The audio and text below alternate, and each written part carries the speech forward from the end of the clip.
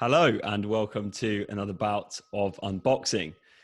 Today my sparring partner is Claudia Cardinali. Claudia works for Great Influence, which helps build the profile of some of the UK's biggest CEOs and founders, including that of Stephen Bartlett, the undisputed king of social media. Before that, Claudia faced a familiar struggle after leaving uni to find a career path that suited her and that she really enjoyed, and also works part-time for GradSoc, which helps students find jobs. Looking forward to hearing a little bit more about these post-uni struggles today, and that process that people go through often in silence, and how she actually then turned this into finding a career path that she really enjoys today. So without any further ado, welcome to the ring, Claudia. Thanks so much for having me. I'm really excited to be here. Thanks very much for coming on. I think a quick shout out to one of my recent guests, Chris Donnelly, is in order. Yeah, exactly. Chris actually works, I believe, with you a little bit. Mm-hmm. So I think I saw a few of your posts on LinkedIn, sort of through Chris. Obviously, this is how LinkedIn works. Saw a few posts where you were kind of posting around these struggles that we go through after uni. And I just thought they were really relevant to what I'm doing with unboxing. So yeah, I'm glad Chris could put us in touch. Yeah, definitely. I mean, I can talk about this forever, so it's nice to be able to do that. Yeah, it's an interesting one, like personal branding, which is, I guess, what you're in, because that is, it's such a loaded term. And I don't know, like whenever I hear the words personal branding, it's a bit like cringy, like, oh, you're trying to put yourself out there. But I actually just saw a post that you did on LinkedIn, which was about, personal branding not being about how many likes you get and how many, what you're actually saying on posts, but actually what you stand for. So it'd be cool to just hear from your side, like how you define personal branding.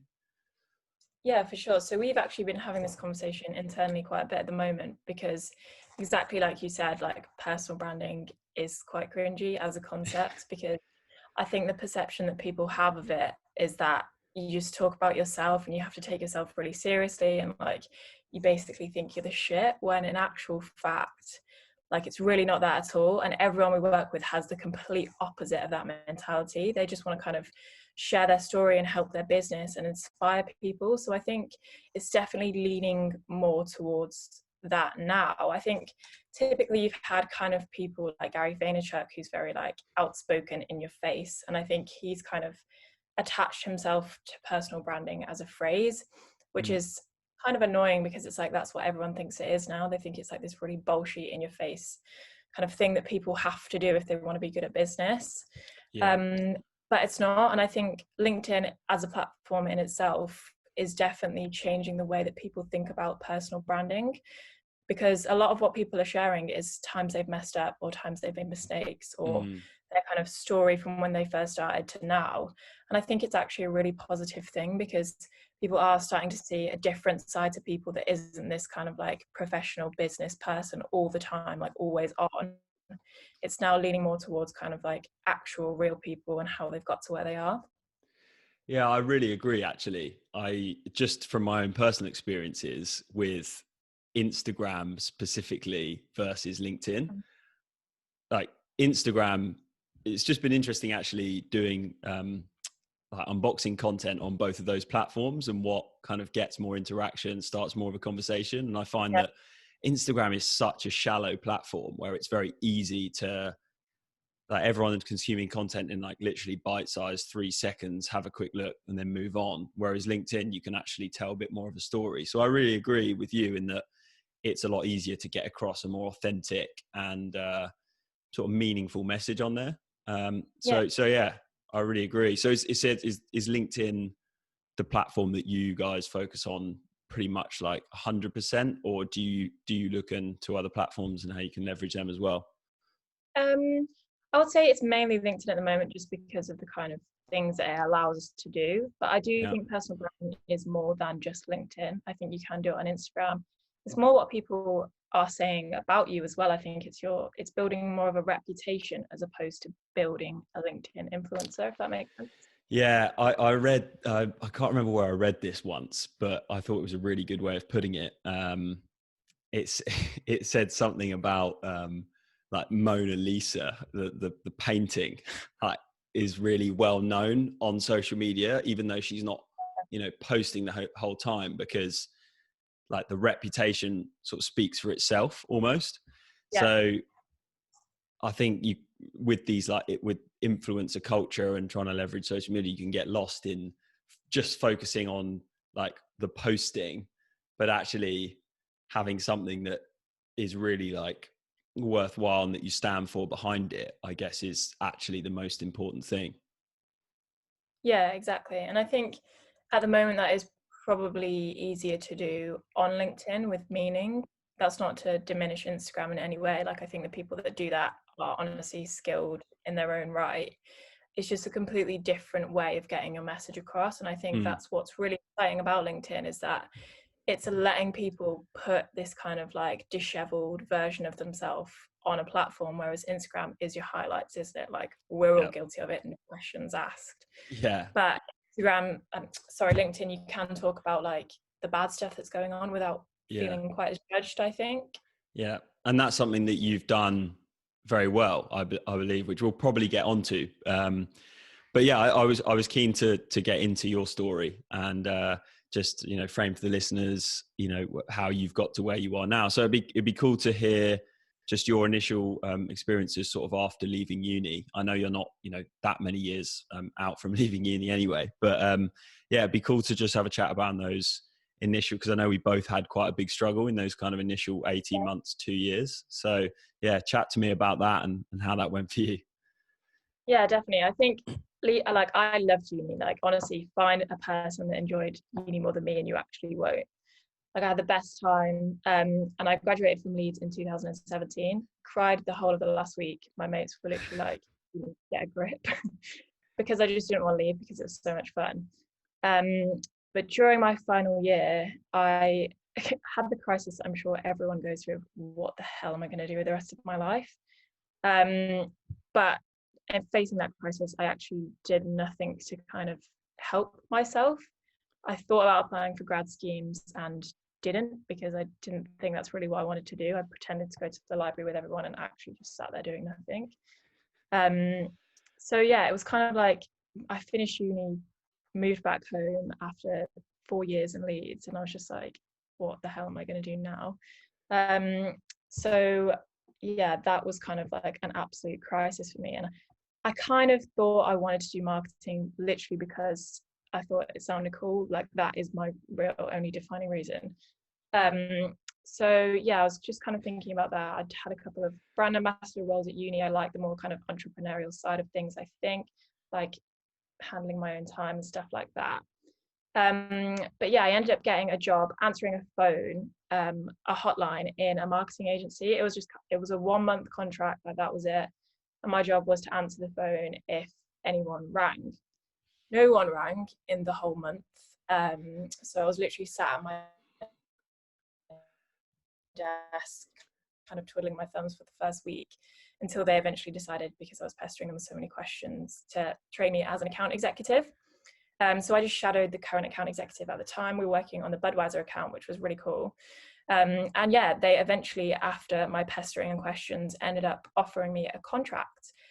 So I literally like weaseled my way in. So that's how I kind of ended up working in marketing. But I kid you not, when I walked in there the first day, I didn't know what a copywriter was. I didn't really know what a designer did. I didn't even know what an account executive did, if I'm being honest. It was literally a case of, I found myself in a situation that I kind of liked. So I was like, right, how can I stay here for as long as possible? Yeah.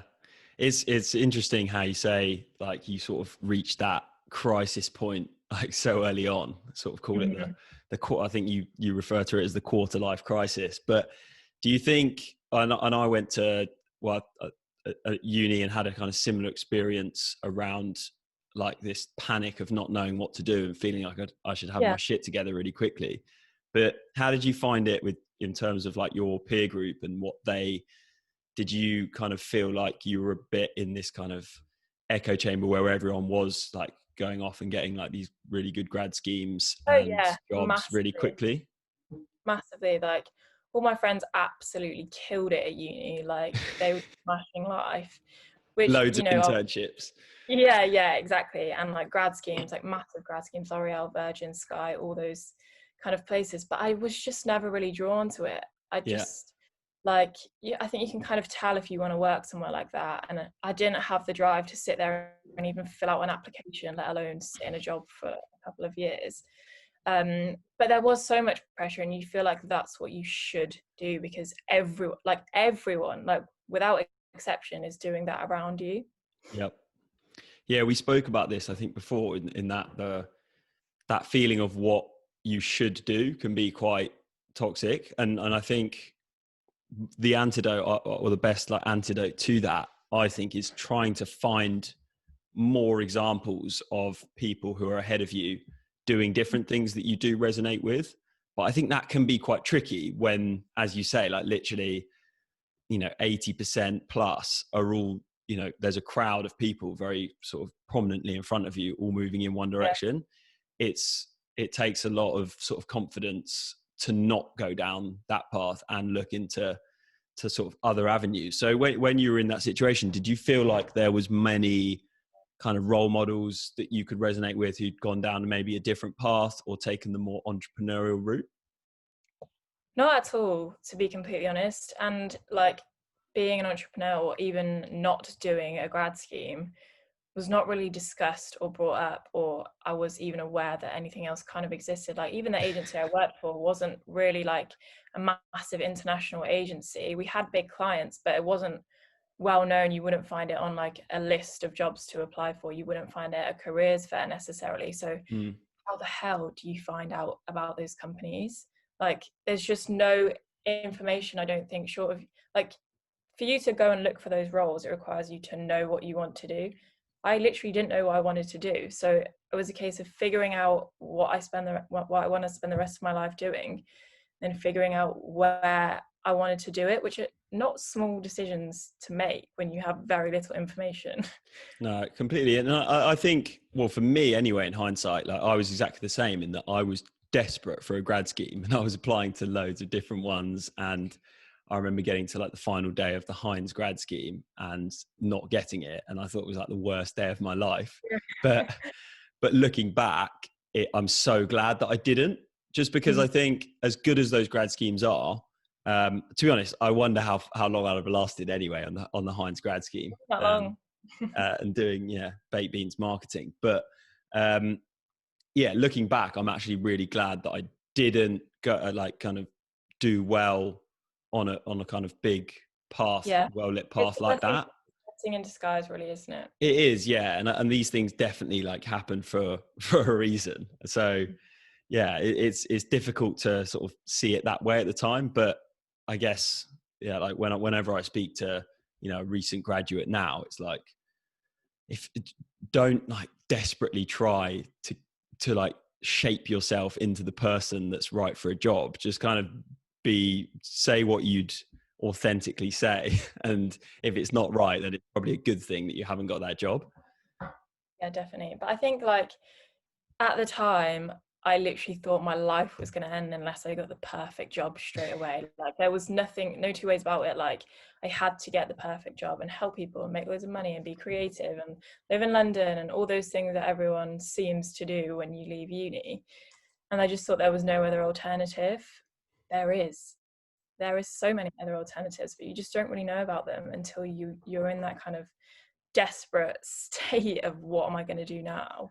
And yeah, you just kind of have to muddle your way through for a little bit. But I think it's easy to look back in hindsight and say don't feel this way or don't put pressure on yourself, which I do actually say to people on LinkedIn all the time. But at the time you can't really help it. Like my mum always used to say it to me, like, don't put so much pressure on yourself, you'll find something. You don't have to get the perfect job straight away. And I was like, I literally have to.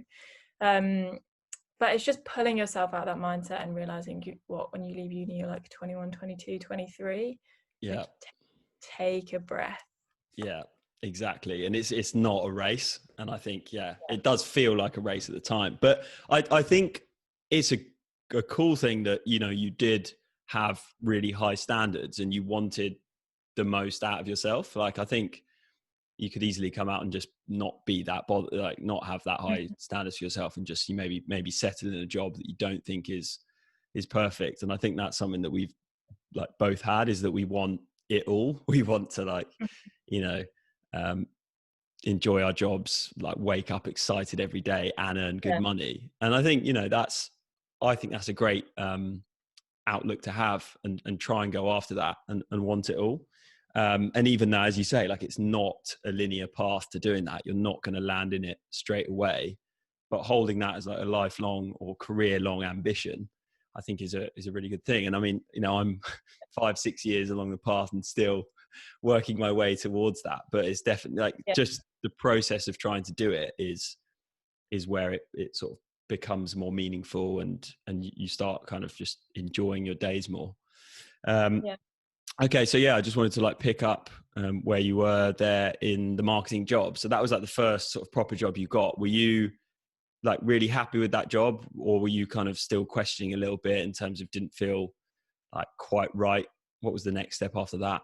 Yeah, I think I was questioning it a little bit. Like, don't get me wrong, I did love it. And I found the whole process fascinating. And I think that was what really enlightened me to marketing, was this is really cool. Like how people create stuff and come up with ideas, and the whole process from start to finish. I was kind of like starstruck by it because I'd never really seen it before. As I mentioned, I didn't really know what it was. So it was nice to kind of see it all unfold before me. The place where I kind of had the issues was that account executive is like bottom of the rung really, which obviously that's where you start. But I kind of had ideas and I wanted to try stuff and do stuff, and it was very rigid in the structure of, no, sorry, this is how we do it, or like you're an account executive, like stick to your role almost. Mm-hmm. So I was kind of battling that a little bit. Like, don't get me wrong, I did love it. Like I was having a great time. I was still living in Leeds. But yeah, I was kind of facing that internal conflict. I knew it wasn't something that I wanted to do forever, I don't think. Account exec is kind of more organizational, and I was thinking about maybe being a bit more creative. I probably would have done copywriting actually, but again, didn't know it existed. So Yeah. couldn't really pursue a career in that. So yeah, I kind of made the decision after about a year of being there to go traveling for a little while. So I quit that job and went traveling with my sister and one of my mates from uni for 3 months, which was amazing. And then, yeah, so that was the first year after uni, which was working in an office and then going traveling, which is probably not a typical way to do it, but Yeah, I think it's a good thing to do though, just more to take a bit of a breather and just like see things from different perspectives, as kind of like cringy as that sounds. But yeah, I think what I was going to bring up was, if you just keep going, like it's very, with the school system and uni, there's a very like clear set path with just like steps which you can just lead onto straight away, and it can be very easy to just like quickly go on to the next step and not be willing to just be like lost or not really have a plan for a bit.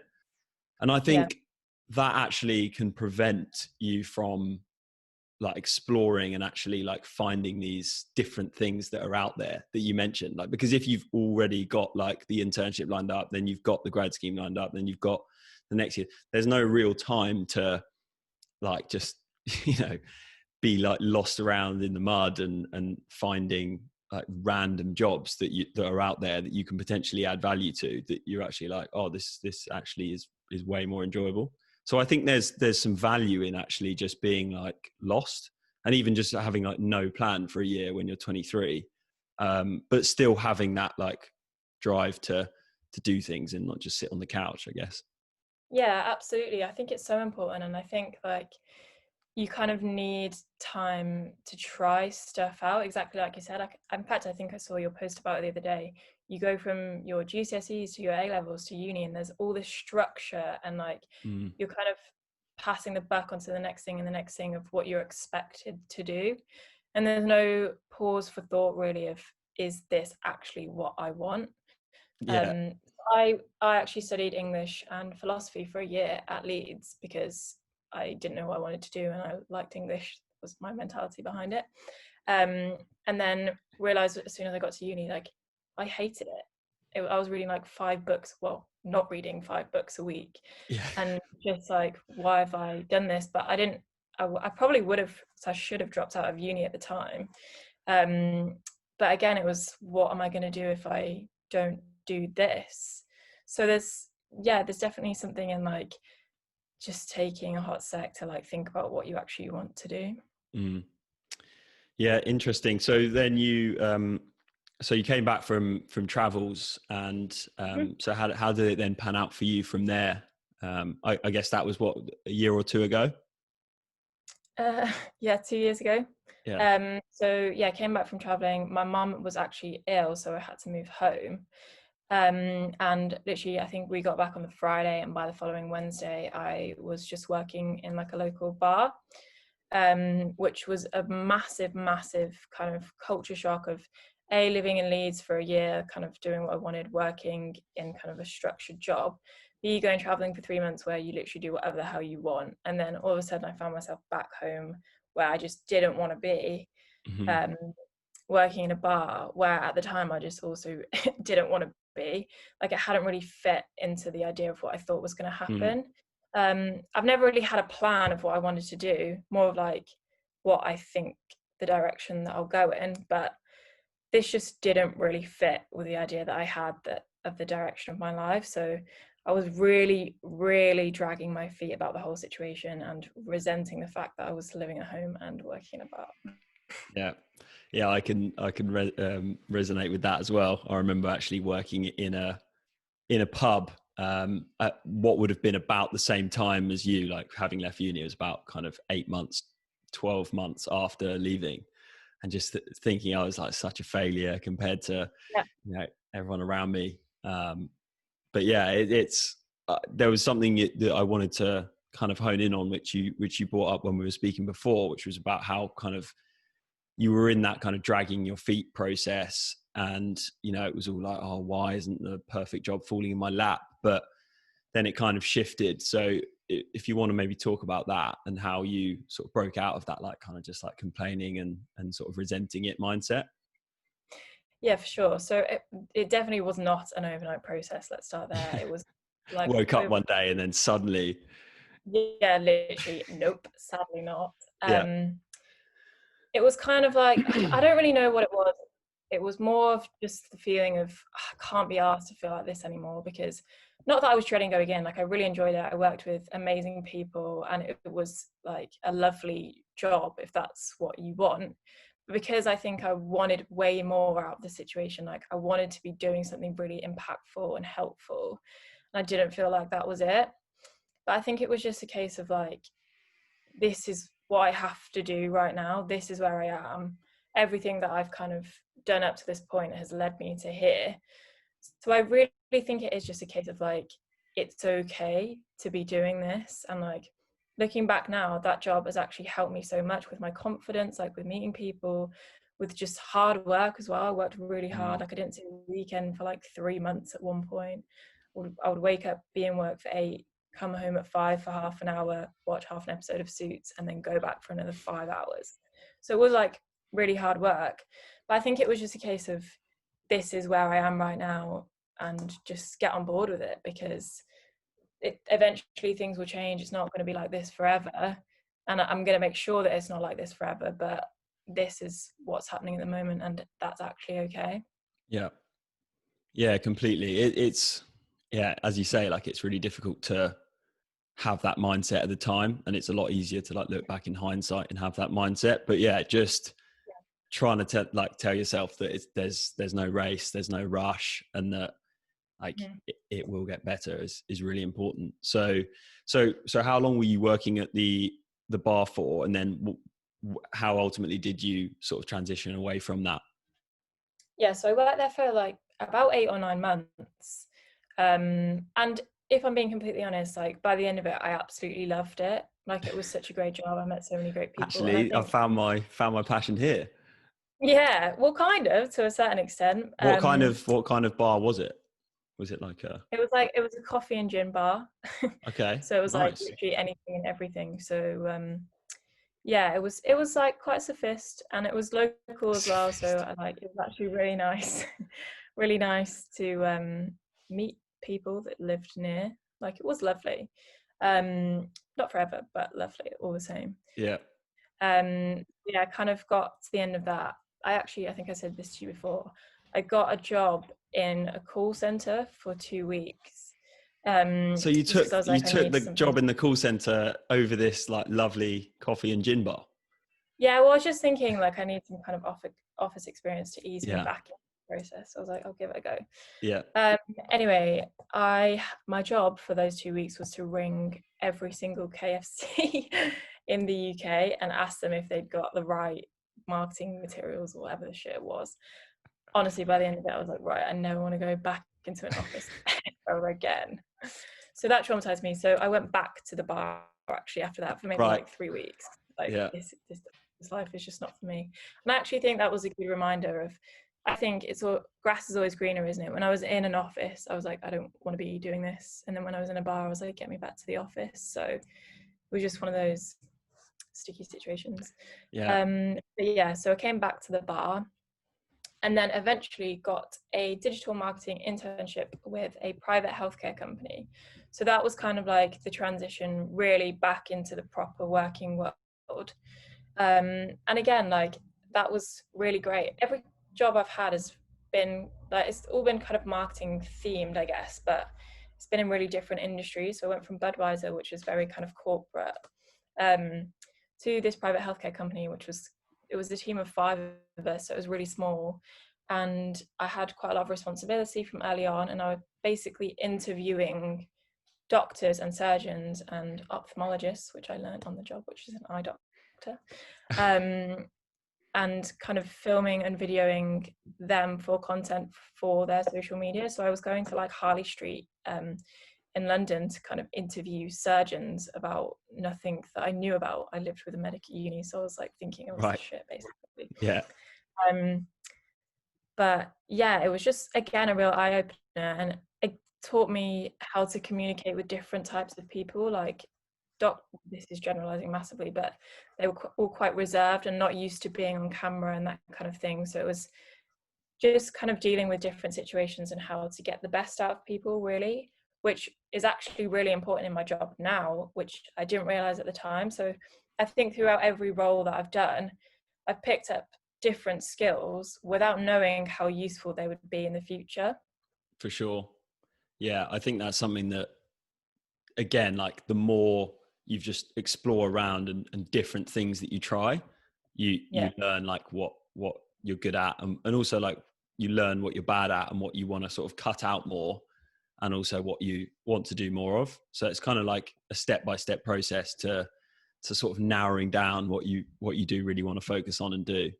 So yeah, it's interesting Exactly. how you had all those different roles and just like learned quickly by the sounds of things. Yeah, definitely. And I think exactly like you said, it was a case of figuring out what I love doing, but also the bits that I wanted to avoid. And I think Mm-hmm. if anything, that's probably the most important thing that I've picked up from each role is what I definitely don't want to do. Yeah, for sure. You definitely learn, yeah, probably more. And those initial jobs, you learn like more about what you Yeah. don't want to do. And for me, it was often just, I don't want a boss. That was like the main thing that Yeah, stuck out. I Uh, actually agree with you. Yeah. yeah. So, yeah. So, I mean, using that as like a sort of transition point. So you finished that internship and then, yeah. So did you then like sort of come out, and how did it go from there?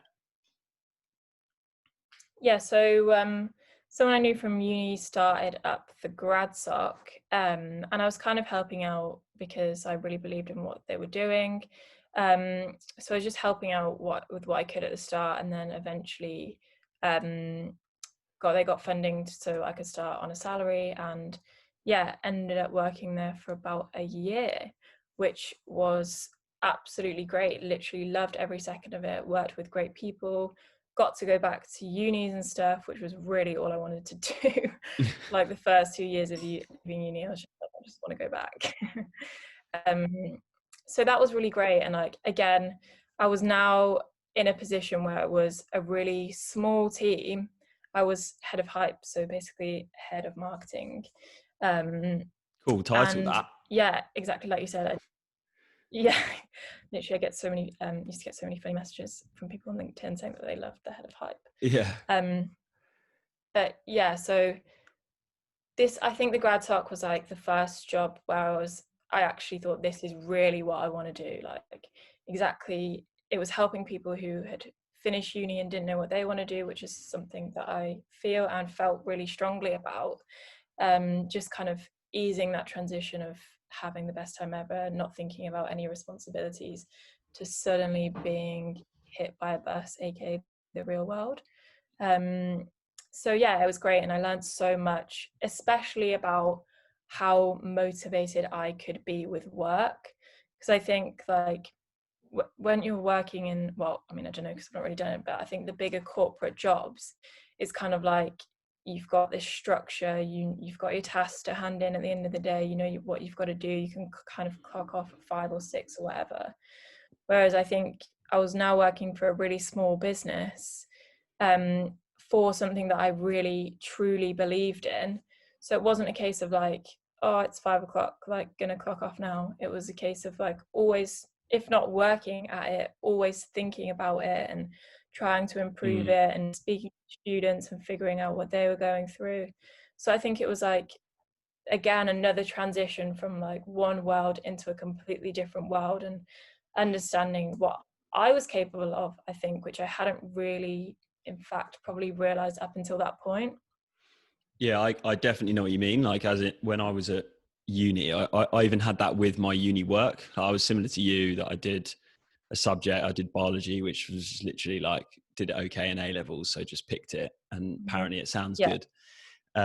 But like, I always found the work and the course really like pushing shit uphill. Really, like, it was pretty boring. And I found motivation really difficult. But then I remember in my sort of final year, I sort of would run like these small kind of more entrepreneurial like events, with a mate or two, like on the side. And I remember even just the feeling of like being so motivated by it and just wanting to do it to the best of my ability, which I know for sure I wasn't doing my course to like the best of my ability.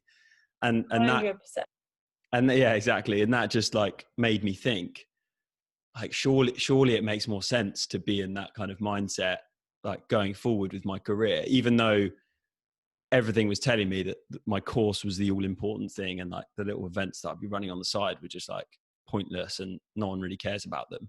But I was telling myself sort of deep down that that kind of more like entrepreneurial mindset that I took was the way that I like found life to be a lot more exciting when I sort of took it that Yeah. way. So I felt like I had to like listen to that really sort of quiet voice that was sort of deep inside, being like, no, you can go a more kind of entrepreneurial route and do it yourself and like just forge your own path.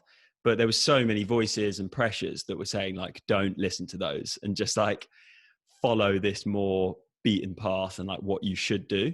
So I really wanted to ask you about that shift in mindset between like, just there's this mindset of just like follow the what you should do, like apply to the jobs that you should apply for, that it, it's like not, yeah, sure, you have to take like responsibility to apply to these jobs and you know, do a good application or whatever. But there's a stark difference between that and then taking the sort of more personal responsibility to go a completely different route and sort of figure out what your interests are, what you enjoy doing, and then sort of find the jobs that then attract you.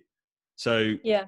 how is that the way you see it? Like, you took this more, even though maybe you don't define yourself as like an entrepreneur, what I hear from like your story is it was quite like, you know, the brand ambassador roles at uni were quite probably more entrepreneurial than your course.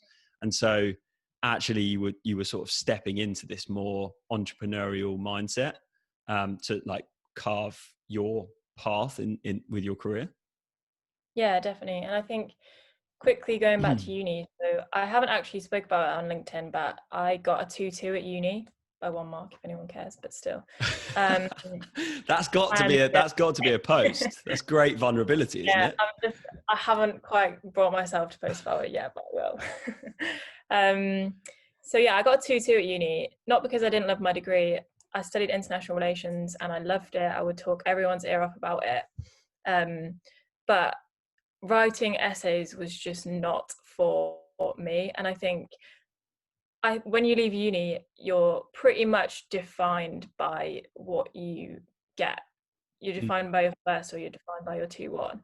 And I think, not that I didn't care, but I just wasn't going to let that mark be it, because I think it would be very easy to think like I haven't worked hard or I haven't learned anything at uni because I've got a 2-2. Not that it's bad, but typically in the sense of defining success, for example, it's not what people strive for. You don't go to uni and think buzzing to get a 2-2. So I think after that, I was kind of like, right, I want to do something really, really good. Like I've always wanted to do something really good and make an impact and help people and inspire people and help people figure shit out, basically. But there wasn't an avenue for me to do it at that time. And I think that's why I've done so many stepping stones, is because there was no clear route. There was no clear direction for me to go in leaving uni. There's pretty much no female founders or entrepreneurs that I could reel off the top of my head when I left uni anyway, maybe a few more now. But that route wasn't really an option. And I think I've developed an entrepreneurial mindset over time, I think, without even knowing what it is or what it was. But yeah, there's definitely this kind of category of person that perhaps isn't an entrepreneur, doesn't want to start their own business, but wants to lean in more towards doing things on their own agenda. And I think that's what companies actually will start to look for more, is people that have their kind of higher self-motivation, want to try things out and take risks. A lot of the people that we work with now, the clients we work with now, are looking for people who have those qualities and characteristics, people that are going to take risks and suggest things that might seem a bit crazy at the time. But it's not something we're taught in school or in uni. We're not told to think like that. You have your essays, you have your assignments, you fill them in to the marking criteria, and if it doesn't fit that, it's not good. Yeah. And I think that's what I really struggled with, was I was writing these essays about really cool topics. International relations was great. One of my modules was terrorism, so we would discuss like the causes of terrorism, which I loved. Yeah. And I could talk about it, and I loved talking about it. But when it came to writing an essay that fit the marking criteria, honestly, I was shit. Yeah. So does that mean that I'm not good or I'm not interested? I would say no. It just means that I couldn't write a good essay. Yeah, it's really interesting that. Well, so many things that you just said there are interesting. Well, the terrorism one, for my cousin actually converted to Islam, and he actually came on the podcast and we were discussing terrorism and, you know, trying to figure out a little, like, unbox what's actually going on. And yeah, but that's just a sidetrack. Yeah, I totally agree in that school and uni is set up to make you think, to follow orders. Well, like, here's the work, do something it. That I do. So yeah, exactly. Like, do the work, follow orders, and like minimize the like amount of mistakes that you make within following those like clear orders. It doesn't really teach you to think for yourself, think out the box, and sort of be self-motivated. All the motivation is like imposed upon you. And I think that, well, certainly with startups in this day and age, is like, that is shifting massively. Like, but I've always thought in a way it kind of makes more sense. And I think that the automation point of like, there's a lot more sort of robots and software coming in to fulfill sort of menial job roles, so that there's more of a shift towards like the creative job roles. And I think that it just, for a startup anyway, it makes so much more sense to have like a group of 10 sort of entrepreneurial minded people all pulling in, like all being self-motivated and like driving the company further and further than just having like one entrepreneur and then like 10 people that are going to like sort of follow the orders. So yeah, I still think there are certain like industries and certain jobs, of course, where like the uni and the school mindset of learning is important, but I think that's going to shift like massively, maybe more. So if that old style of learning was before like 80% of what people did and used, I think it could shift. So it's almost like the complete opposite, where taking that kind of entrepreneurial mindset and like leading yourself and then finding like the jobs that fit what you would do anyway are going to be much more in demand. Yeah, I definitely think so. I also think education is on the brink of a huge change. I think people are only going to uni because they think they should. And I think everything that's happened over the last few weeks with Corona and suddenly having to study online, people are realizing that what they're paying for is maybe 4 Zoom calls a week. You can probably watch those on YouTube. Yeah. And probably get more up to date stuff than the curriculum that's updated every 10 years. Or exactly, especially marketing and even business 100%. examples. I think it will change. Well, I hope it does, because hopefully students will wake up and realize that if they do take some initiative and, YouTube marketing 101, then actually a lot of the information already exists. But it's, again, like, people want the structure. People want, I wouldn't swap uni just because I had such a good time. But people, for the learning experience, I think, honestly, it's shite. Yeah, there's so many things that don't make sense about it. Like, you were just bringing up there the whole like 2-2-2-1 thing. And I remember literally the only reason I wanted to get a 2-1 was literally just to like show that I hadn't been, I think I kind of knew deep down that I wasn't going to use my degree, but the only reason I wanted to get a 2-1 was just to like prove that then whatever I did do wasn't because I got a 2-2 and then I had to do something else. Do you know what I mean? So it was like such a stupid reason for wanting to get a 2-1. But I think that's why I studied international relations, because it was very much like current affairs and how the world worked, which was really interesting to me, and I wanted to understand it, but I wasn't really concerned about, if I'm being honest, I wasn't really concerned about the grade at the end of it because I'd learned so much cool stuff and felt like I had a better understanding of the world. Like, some of my modules were like politics and policies of Southeast Asia, politics of Africa, the EU was one. Yeah. So I'm just really interested. That sounds ridiculous to me that you were actually, interested in writing and stuff you enjoyed, whereas someone could probably been hating what they were doing and not really enjoying it, but sort of following the mark scheme and therefore getting a better mark. So yeah, like academia is not really set up to sort of mark creativity or like how much you were enjoying your project or whatever. So yeah, I don't know. I hope it's on a big shift, because if I ever have kids, I just think that there's no way I want to be putting them through like the education system as it currently is for the world with how it currently is. So yeah, I think it's definitely gonna shift in the next few years. But I think there needs to be more like novel concepts for school and uni, or like more different versions being put forward as like actual serious options, which I don't see them being put forward. And I think everyone still says like, oh, but thing is, school and uni was great for the social and like the people I met, which it is, because that's what everyone's still doing. So you want to like be with as many people as possible who are, the most ambitious people as possible. But if suddenly the most ambitious people shifted to like this new age, like digital, online learning, more project-based like school and uni, that would be amazing. And,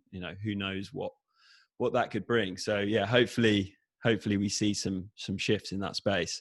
But the other thing I just wanted to pick up as well that you mentioned was about this like the word entrepreneur and like the role models and how when you say the word entrepreneur, it mainly, what springs to mind is like a male tech startup founder.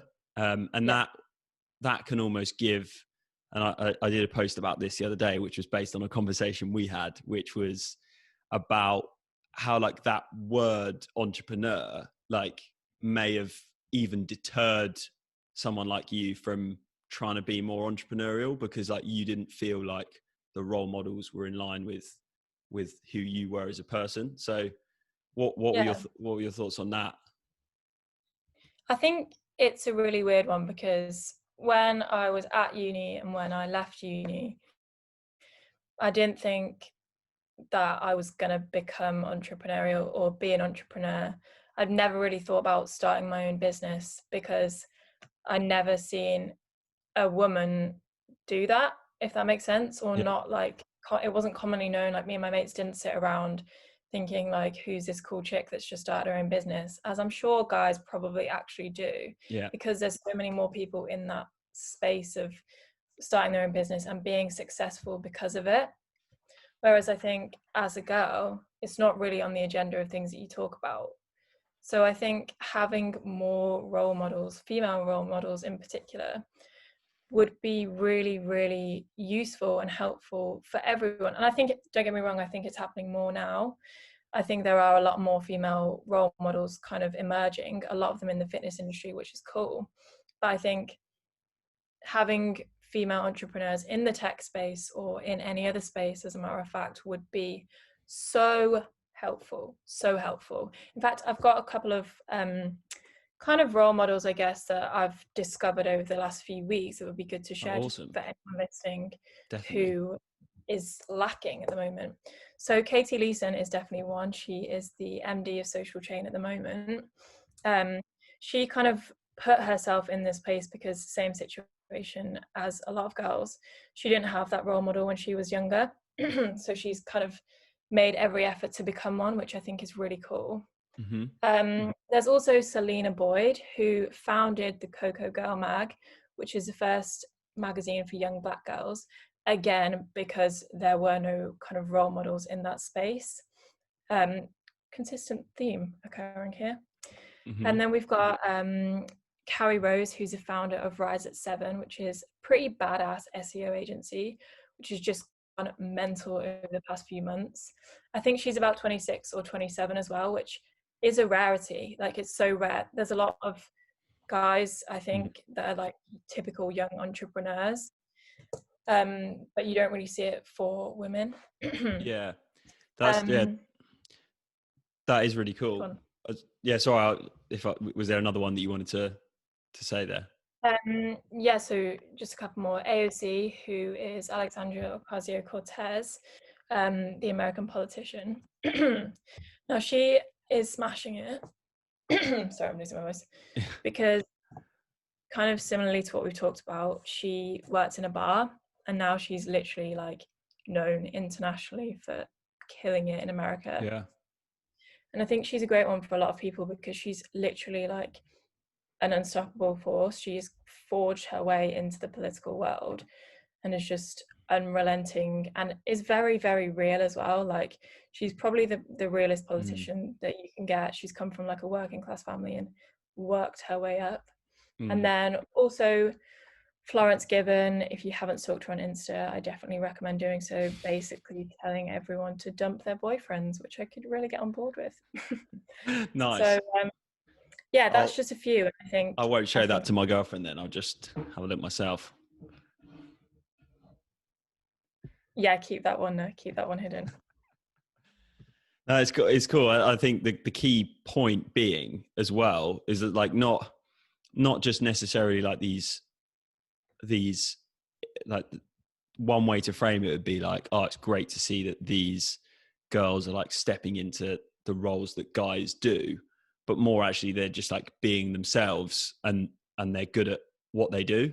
Like, if that makes sense. Yeah. Like, it's not like, I don't think they're stepping into anyone's role. I think that time has like actually come now where people aren't just going to tolerate that that's the way that it is, or that's just kind of the way the cookie crumbles. I think a lot more people are challenging what is kind of the norm, I Sure. guess. Yeah. I think that will happen even more, and I think with more people coming up like this, Mm-hmm.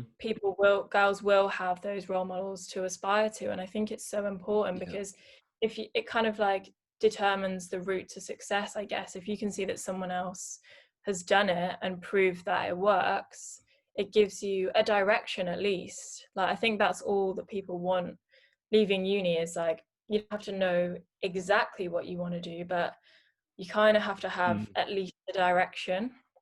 Yeah. And it's definitely cool to be able to see people who ideally are only like a few years ahead of you. Like, you know, that's why 27-year-old role models are really good, and they're being themselves, and they're being something that's like very different to convention. And also, Mhm. like, I think, you know, there's so many, for example, like SEO agencies out there now, that if you're just trying to be like the standard CEO of an SEO agency, you won't really stand out. Like, you're much more likely to stand out if you're being like really different and authentic, and Yeah. embracing like your, you know, whatever that woman might be, like being herself, leading a company, which might be very different to like the standard traditional like male CEO of a digital marketing agency. Yeah. But yeah, and that's really cool to see, and great that you've, you know, managed to pick out a few different role models. I think actually doing that as like a conscious task can actually be really helpful. And it doesn't mean like putting those people on a pedestal and like, you know, worshipping them, but just like finding inspiration, and then like, you know, showing you that it is possible. Yeah, it definitely is possible. And I think it's not something that I had actually probably really thought about until we had a conversation about it, because I've never really had role models in particular. But I actually, thinking about it, I think it is really important, not because, like you say, you kind of want to put that person on a pedestal, but just to see what people are capable of that might be similar to you. And I think having that understanding really opens up what you're Yeah. capable of as well. Yeah. And now it's cool how you can normally like listen to that person on a podcast or something, and they're normally Yeah, talking about exactly. their genuine story. And you realize that actually 4 years ago, they weren't that different to you. So that's quite inspiring as well, because if you're just reading like Yeah, the Forbes article or the GQ write up, it that's puts why I them on find it that so, pedestal. Whereas a podcast is a yeah, lot more grounding. yeah, you can actually get to know them. And like, I think that's why it's so funny when people message me now on LinkedIn and they're like, oh, it's amazing what you've done, like looks like you're killing it. And I'm like, that's hilarious, because what, like, all the stages, every job I've done and everything that I've been through, at no point, literally at no point in time did I ever think that anyone would look to me as someone who's inspired them. So it is really mind-blowing that that's kind of happening at the moment, but hey. Yeah, it's really cool. And yeah, we haven't even got on to really like your whole LinkedIn journey yet, which I'm sure we could Yeah. do a whole podcast in itself on. But yeah, just to kind of finish off your story and then getting to great influence now, it'd be really cool to hear about how you know, with that more entrepreneurial mindset, started taking to LinkedIn yourself to like grow your network, and how that ultimately led you to great influence. Yeah, so honestly, it's been mental. 2020 has been mental anyway, but like on a personal level, yeah, it's been crazy. So we kind of made like a business decision at the start of the year with GradSoc to Yeah. try and use LinkedIn a bit more. I was kind of buzzing about it because it gave me a platform to talk about the experiences that I'd been through. And I think the biggest thing for me was making sure that people felt like it was okay to try loads of different stuff. And if they weren't where they wanted to be right now, that's so fine. So that's really what I talked about. I talked about being unemployed on LinkedIn, which I don't know if that was the right thing to do, but it's kind of served me well so far. Yeah. Um, so yeah, I've just started posting a couple of times a week about the things that I'd experienced and what I'd been through, and just seemed to really resonate with people. And I think especially because so many people, like, honestly, my heart actually breaks for everyone that's left uni this year, because the last 2 weeks of uni for me were probably the best 2 weeks I've ever had. So for people to not have that experience and struggle, like, leaving uni is difficult and getting a job is difficult anyway, to graduate into a pandemic and go through everything that everyone has gone through, I cannot even imagine what it's been like. My sister actually has been doing exactly that. She's been applying for jobs since March pretty much, and it's just been impossible. And she's like highly intelligent, very funny, very smart, like worked in the government, done amazing things, and she's just not been able to get a job. But I don't think it's any disservice to her. I think it's just the environment that everyone's in now, it's just not been possible. So I think what I was posting was just really resonating with people, and yeah, it just kind of took off. Like, it wasn't really my plan for that to happen, but I've really enjoyed it, and the messages that I get, and like people saying that it's really helped them, that what I've been posting over the last few weeks has been kind of / very crazy.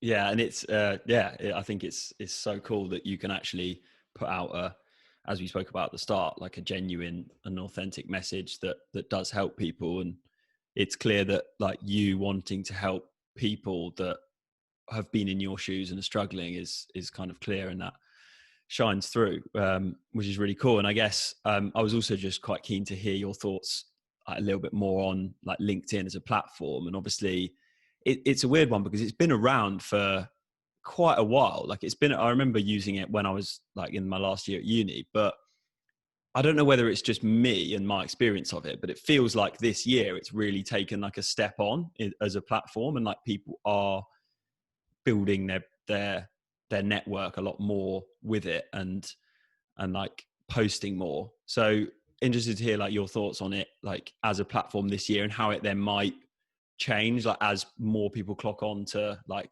wow, people are getting a lot of traction with it. Yeah, for sure. I think one of the biggest things about LinkedIn is the people that use it. So for example, Great Influence we work with, real CEOs that have all accomplished so much and have done some really cool things, have great experiences that they share frequently. And I think anyone looking for work advice, and I think that's probably why it's been so big this year, is because suddenly everyone's looking for a job and everyone's looking for some kind of way to navigate exactly what the hell is going on.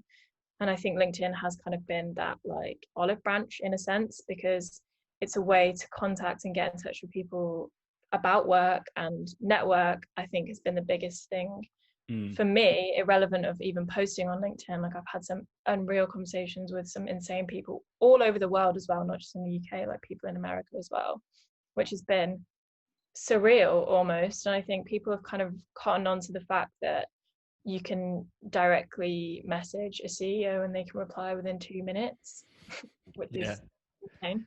Yeah, it's awesome. That was actually something that I like. There's so many things, so many bits that I wanted to sort of bring up. But another thing that we spoke about off air was which again, we could probably do another half hour, but we've probably got to be wary of the time. But it's around this concept of like networking and who you know being important. And often people see that like, oh, it's all about who you know, as like a very like negative statement, and as a reason to just like give up because it's all about who you know. But what's your perspective now on like, now you've used say LinkedIn, which is clearly like a networking tool, and like growing, and again taking that kind of entrepreneurial responsible mindset to like grow your network and then actually leverage who you know to help your career? Yeah. So I think leaving uni and even at school to a certain degree, like I really resented the fact that the world kind of revolved around who you know, because I didn't know anyone. Yeah. Like, I wasn't in a position to kind of ask my family or my parents about it.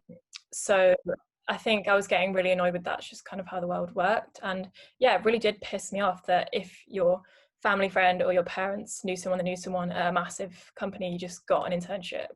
And I couldn't really deal with that kind of process. But I think as time's gone on, and now through LinkedIn mainly, I've started to know some of the right people, and people like great people as well, like really helpful and inspiring people. I've kind of put myself into a position where I know people and seeing how helpful it can be. And I think there's definitely a stigma around it's who you know to get a job in particular. But I think the opportunity is there for everyone to get to know people, because ultimately it comes down to who you are. And if you get on with people, like I'm sure there's people that swan about thinking it's who you know and then get to these places and they're actually a little dickhead and probably don't get too far. Whereas all these people that are working really hard and kind of forging their own path, suddenly when they do get the opportunity to go into these places and meet these people, they'll realize that who you know can actually be a really positive thing if you're a nice and genuine person. Yeah, for sure. And I think there's a big difference also in my head with who you know being like, oh, my cousin does this, so I'm just going to come Yeah. straight out of uni and rely on him to get me a job, versus building something up yourself, like posting on LinkedIn about things that are meaningful to you, or I don't know, could be like you've got a podcast, or could be you've started a business or whatever, and then using that as a tool to like network with people is way different, because then they like, it's who you know for a reason, for a good reason, rather than just like, oh, it's like I've got And I think to that's the help my crux of it. baby cousin out. Yeah, exactly. I think the crux of it is who you know can be a great thing if it's who you know and not someone that you know who knows someone who knows someone. Yeah, exactly. Awesome. Well, yeah, in the just without going way too far over time, I'm sure we could go on for a lot longer.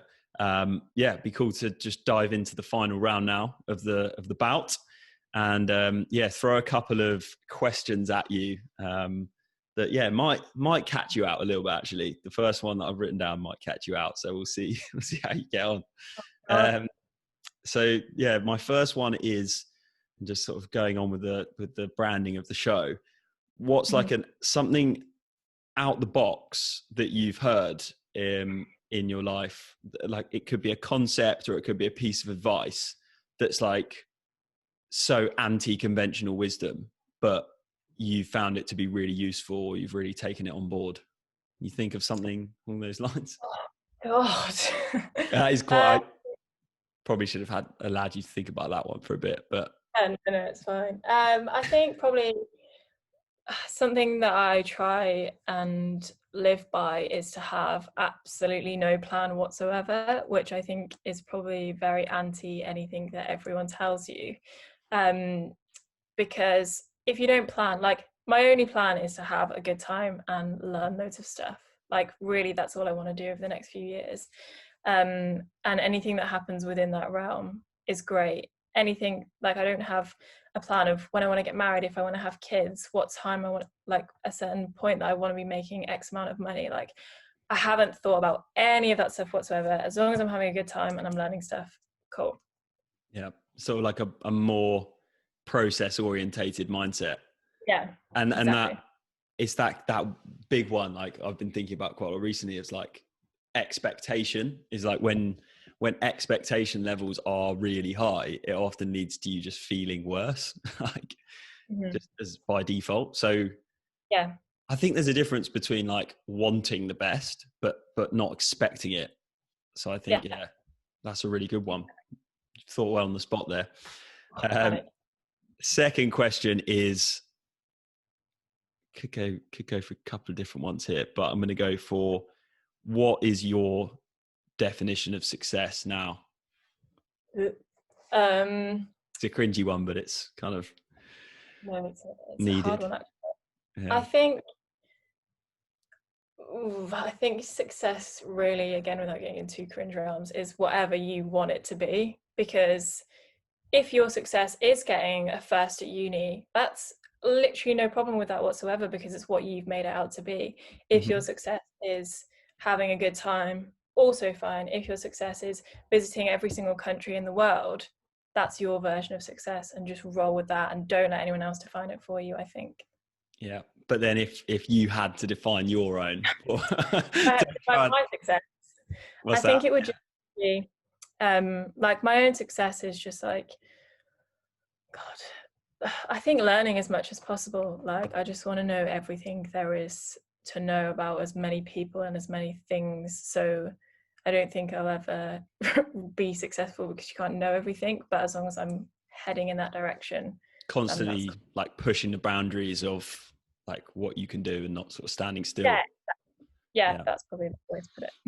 Love it. And for anyone who comes in the unboxing ring, unlike with boxing where you get a track to pump you up on the way to the ring, you get to drop the mic and have a tune to play you out. So what would yours be and why? So I was actually really stressing about this when you told me about it before. This is the thing I was stressing most about this whole podcast. But I've gone with Black Eyed Peas, Where Is the Love? Because Ella Funk is the greatest album of all time. Great stuff. Yeah, that's a really good tune. Definitely a well-worthy track to have on the playlist. Claudia, it's been great to have you in the ring. Thanks a lot for your time, and hopefully now you can get back to helping busy CEOs with their building their LinkedIn brands. But yeah, thanks so much. hopefully speak to you soon, and have a good day. You too.